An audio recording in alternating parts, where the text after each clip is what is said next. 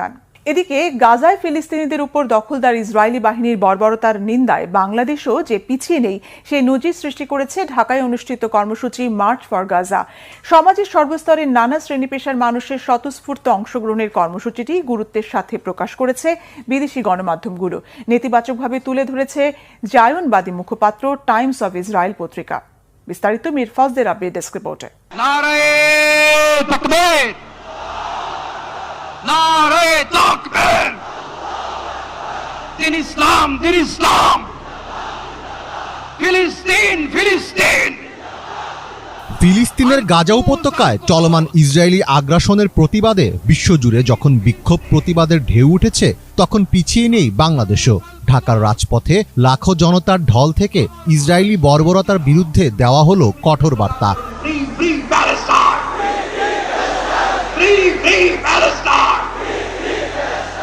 শনিবার free free Palestine স্লোগানে প্রকম্পিত হয় ঢাকার সরওয়ার্দী উদ্যান। নানা রকম পোস্টার, ব্যানার, প্লেকার্ড এবং বাংলাদেশ ও ফিলিস্তিনের পতাকা সহ বিপুল সংখ্যক মানুষ অংশ নিয়েছেন মার্চ ফর গাজা নামের এই গণজামায়াতে।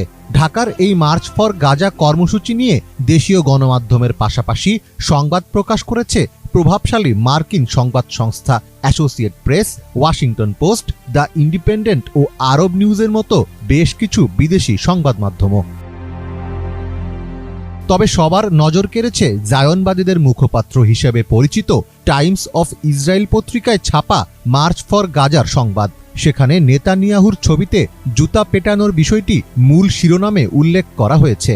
টাইমস অফ ইসরায়েলের প্রতিবেদনে বলা হয়েছে, প্রায় 1 লাখ বিক্ষোভকারী বাংলাদেশের রাজধানীতে গাজায় ইসরায়েলের হামলার নিন্দা জানাতে র্যালি করেছেন। তাদের হাতে ছিল কয়েকশো ফিলিস্তিনি পতাকা। সেখানে তারা ফ্রি ফ্রি ফিলিস্তিন স্লোগান দিয়েছেন। বিক্ষোভকারীদের অনেকে যুক্তরাষ্ট্রের প্রেসিডেন্ট ডোনাল্ড ট্রাম্প, ইসরায়েলের প্রধানমন্ত্রী বেনইয়ামিন নেতানিয়াহু এবং ভারতের প্রধানমন্ত্রী নরেন্দ্র মোদীর ছবি পিটিয়েছেন। মার্চ ফর গাজার সংবাদ গুরুত্বের সাথে প্রকাশ করেছে মার্কিন সংবাদ সংস্থা এপির প্রতিবেদনে বলা হয়,